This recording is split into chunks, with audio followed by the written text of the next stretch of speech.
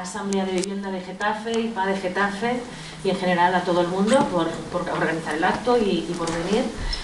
La verdad es que es una ilusión tremenda de pensar en cuando empezamos hace algo más de 4 años, formalmente en febrero de 2009, aunque venía de antes, de experiencias previas. Pero cuando empezamos en Barcelona, un grupito muy pequeño de gente, la plataforma Afectados por la Hipoteca, desde luego no tuvimos mucho tiempo para pararnos a pensar en el futuro, pero si me hubieran preguntado seguro que jamás nos habríamos imaginado que podríamos haber llegado donde estamos llegando hoy, ¿no?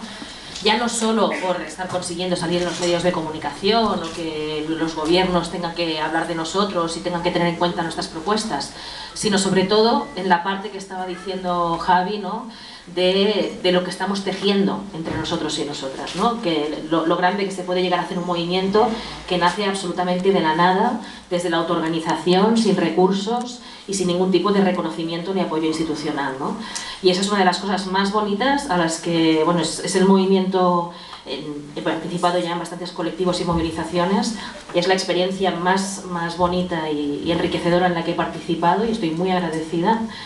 Y lo es a nivel político transformador, pero también a nivel personal, ¿no? Y eso es un componente esencial que yo también creo que explica este movimiento, porque en todas las charlas cuando participamos, cualquiera de nosotros o nosotras, siempre hay una o varias de nosotras que siempre lo dicen, ¿no? Me ha pasado en todo el estado cuando he estado dando vueltas, que siempre se destaca ese componente humano en esta maravillosa experiencia que incluso ya le llamamos la familia de la paz, ¿no? En muchos lugares, porque tejes unas relaciones tan cercanas, tan intensas, que van mucho más allá de las demandas o de las reivindicaciones políticas, ¿no?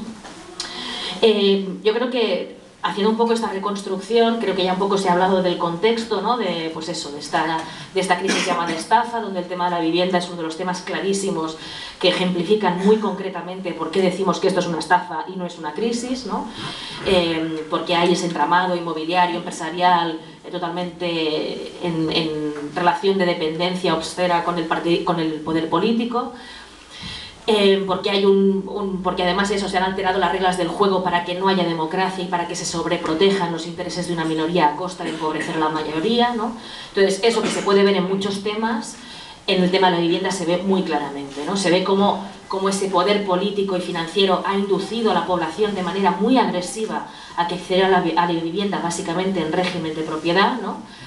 Y llegando en el 2006 el 90% de la población en España accedía a la vivienda en régimen de propiedad, cuando en realidad la capacidad adquisitiva de la gente no hacía más que disminuir y se iban aprobando reforma laboral tras reforma laboral, con lo cual cada vez había más precariedad, más inestabilidad, pero en cambio cada vez más se incentivaba que la gente accediera a la vivienda a través de la propiedad. Como la gente no tenía capacidad adquisitiva real, pues se hacía a través de la hipoteca, ¿no? Y con un mercado crediticio completamente desregulado, con estas hipotecas a 30, 40 años e incluso más, ¿no? Y sin ningún tipo de control sobre esos contratos hipotecarios.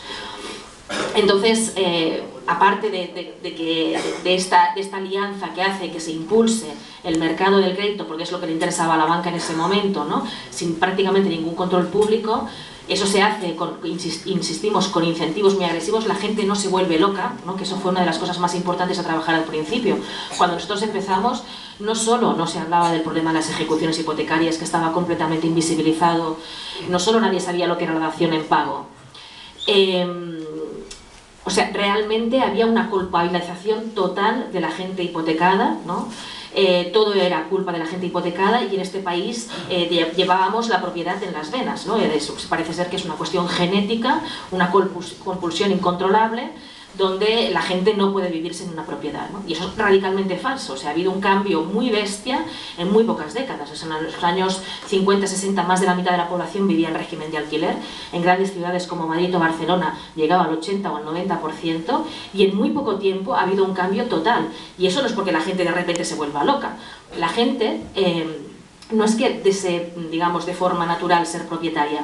La gente tiene otro deseo que en cambio sí es muy legítimo, que es tener un hogar. Eso es perfectamente legítimo. Desear tener un espacio propio en el que crecer, poderte desarrollar como persona, poder convivir con otras personas, poder formar una familia si es lo que deseas, poder tener un proyecto en el fondo personal, de vida, ¿no? Tener un lugar donde cobijarte, donde resguardarte, un lugar de seguridad. Eso es con natural al ser humano, o sea, se necesita alimentarse, acceder a agua potable, poderte vestir y tener un lugar propio, ¿no? Entonces, el deseo de un hogar estable es perfectamente legítimo. Ahora, que para tener un hogar estable haya que hacerlo a través de la propiedad y de la hipoteca es otra cosa. Y eso es lo que se hace en este país. Se hacen unas políticas públicas para convencer a la gente que la única manera de acceder a un hogar propio y estable es hacerlo a través de la propiedad privada y de la hipoteca. Pero eso, en realidad, en otros países no es así y se demuestra totalmente falso. Es más, ahora estamos comprobando que esta promesa que nos hicieron de que todos íbamos a salir ganando a través de esta propiedad y de estas hipotecas ha sido un gran engaño, una gran estafa. Y de hecho, la gente que lo tuvo que hipotecar todo, su vida entera, para poder acceder a esa vivienda, al final acaba perdiendo esa vivienda y acaba incluso más pobre que antes de endeudarse, ¿no? Con lo cual se demuestra que era un engaño, un falso espejismo, ¿no? Entonces, por eso es importante recordar cómo se gestiona todo esto, sobre todo porque luego se intenta culpabilizar a las víctimas, ¿no? Y ese es uno de los principales obstáculos que nosotros nos encontramos cuando empezamos el movimiento, que es donde estaba empezando antes, ¿no? Como elementos de la estafa ya se han señalado unos cuantos, pero quiero recordar algunos más para que nos demos cuenta, como mínimo, de la dimensión que ha tenido esta estafa en el tema de la vivienda, ¿no? Aparte de estas políticas generales que inducían a la propiedad, que eran muy concretas, era fiscalmente desgravaba la compra, no desgravaba el alquiler. El alquiler se desreguló en este país con el gobierno socialista y la única garantía que tenían los inquilinos es que el contrato te duraba 5 años. Después te podían triplicar el precio, no había límites a los precios y sigue sin haberlos, es más, se está precarizando aún más el alquiler ahora mismo. Y prácticamente ha habido un resultado que el alquiler en este país es caro, inestable y de muy mala calidad, ¿no? A diferencia de otros países de nuestro entorno, como Francia o Alemania, que se les pone como ejemplo para muchas otras cosas, bueno, pues en esto no. Aquí el alquiler no es una alternativa real. Entonces, no es que la gente no quiera el alquiler porque sí, es que la gente quiere un hogar estable y aquí el alquiler no está regulado para que sea un hogar estable, ¿no? Entonces, se desregula el alquiler. Fiscalmente solo te desgrava la compra.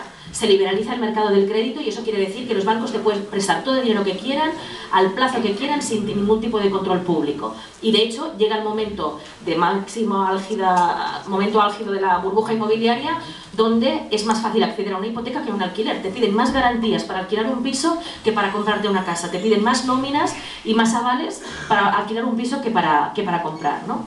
Entonces, claro, digamos, a la gente la incentivaron, por no recordar ya los mensajes oficiales del Estado. O sea, el Estado oficialmente, a través de sus ministros e incluso del presidente del gobierno, y además estamos en la era del Internet, donde está todo en YouTube, con lo cual, no es que lo diga yo, se puede comprobar en todo momento, salían incluso hasta el último momento de la burbuja inmobiliaria a decirle a la ciudadanía, como un mensaje explícito y oficial, lo mejor que se puede hacer en este país es comprarse una vivienda.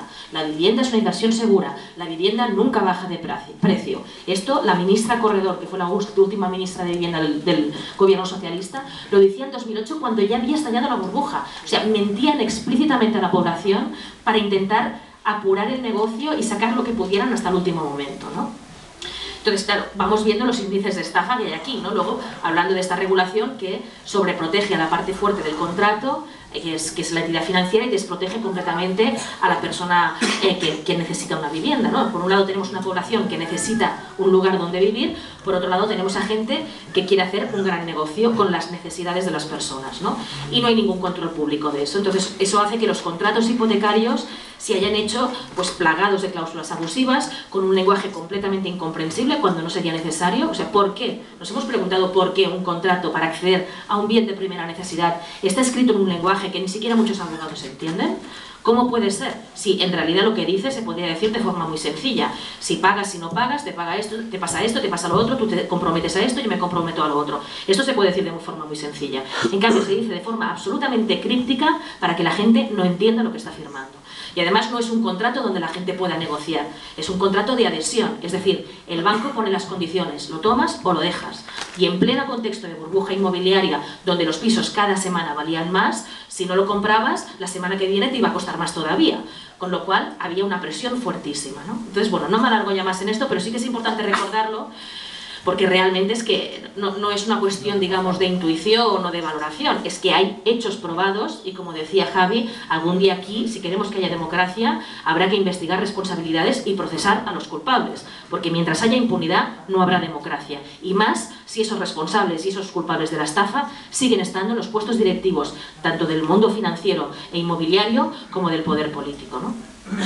Entonces, recordado este contexto, sí que es importante para explicar cómo empezamos la plataforma, que es la parte como positiva de toda esta historia, ¿no? Vivimos una estafa horrible, con unas consecuencias devastadoras, pero hay una parte positiva que es que la ciudadanía ha empezado a organizarse y ha reaccionado, ¿no? Entonces, ¿cómo empezó la plataforma? Pues no solo no nos imaginábamos que habría podido crecer tanto como ha crecido. Empezó como esta humilde experiencia en Barcelona, que la empezamos algunos activistas por el derecho a la vivienda, que veníamos de una movilización previa, que fue V de Vivienda, que igual que ahora era la ciudadanía que iba muy por delante de las administraciones públicas. El Estado decía que no había burbuja, pero los ciudadanos sufríamos la burbuja, porque cada día era más difícil acceder a la vivienda. Entonces, como que la sufríamos y sabíamos que existía, pues salió en un movimiento que fue muy pre-15M, porque se autoconvocó la gente cuando nadie se lo esperaba, por las redes sociales, salieron a las plazas, igual que el 15M, para denunciar esa burbuja inmobiliaria, ¿no? Y para denunciar el incumplimiento del artículo 47. Bueno, pues de ese movimiento, aunque el Estado decía que no había burbuja, nosotros sabíamos que sí que existía y por lo tanto, preveyendo que si hay una burbuja algún día va a estallar, y cuando estallan las burbujas es la gente más pobre la que lo pierde todo, la que acaba pagando las peores consecuencias, empezamos a trabajar en 2008 esta idea de crear la plataforma Afectados por la Hipoteca.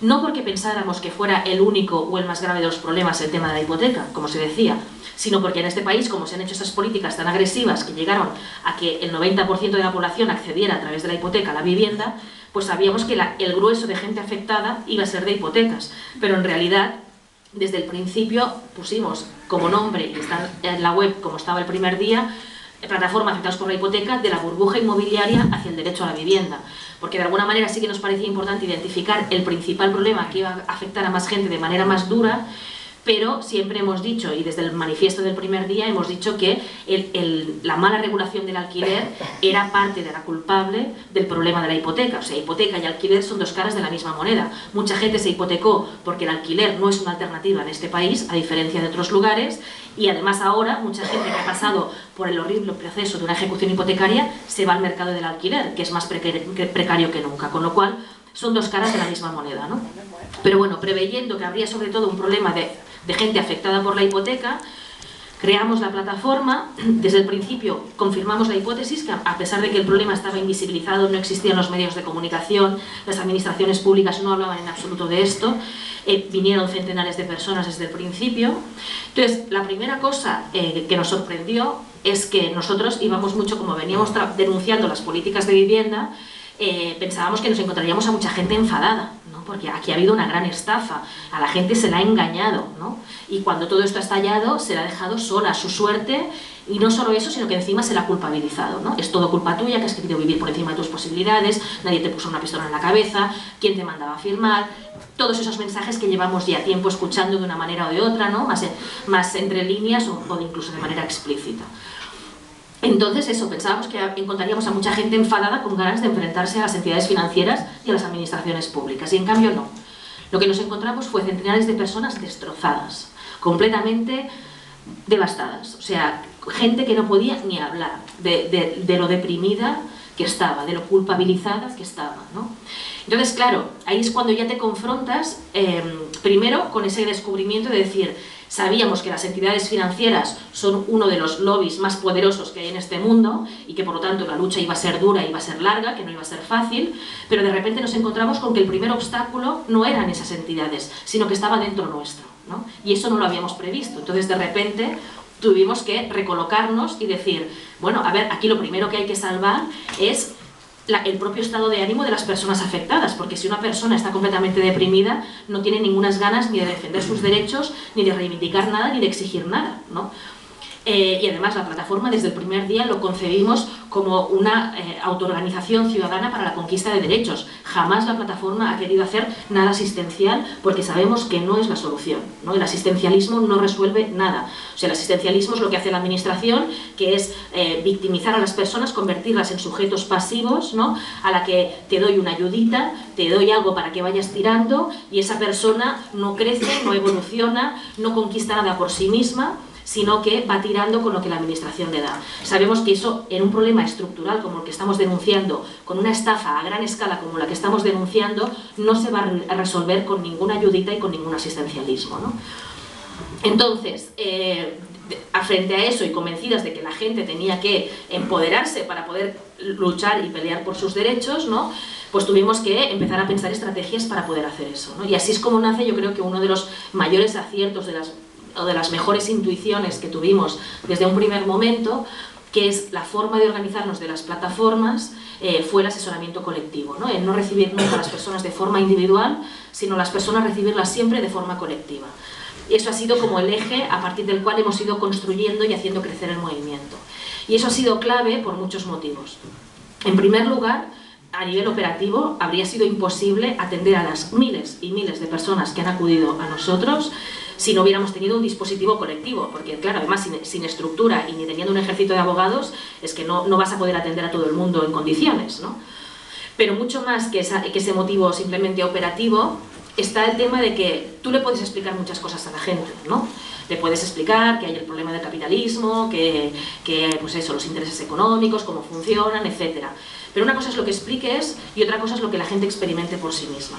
Eso sí que hace entender cosas y eso sí que hace ganas de pelear cosas, ¿no? Sobre todo cuando estamos hablando de necesidades básicas, o sea, la gente está muy agobiada, ¿no? Está luchando por sobrevivir cada mes, por darle de comer a sus hijos, por satisfacer necesidades básicas, alimentación, vivienda. Entonces no está para discursos, está para organizar cosas que funcionen y que sirvan para hacer frente al problema, ¿no? Entonces el hecho de hacer asesoramiento colectivo permitía que primero la gente hiciera esa experiencia de que el problema no era suyo, sino que era un problema realmente de mucha gente, porque la mayor parte de la gente que nos ha ido llegando, ahora afortunadamente como hemos conseguido tener bastante presencia pública, un poco menos, pero sobre todo al principio que de esto no se hablaba, todo el mundo llegaba absolutamente culpabilizado, pensando que era un problema suyo, que era un fracaso personal, y que además su caso era especial, era diferente, ¿no? En cambio, cuando haces un asesoramiento colectivo y la gente va hablando, de repente te das cuenta que lo tuyo no es tan diferente, sino que es muy parecido a lo del otro y lo del otro, ¿no? Y te das cuenta que realmente es un problema estructural, o sea, que no es que tú seas un inútil, es que realmente hay un problema estructural, ¿no? Porque son miles y miles de personas las que están como tú, ¿no?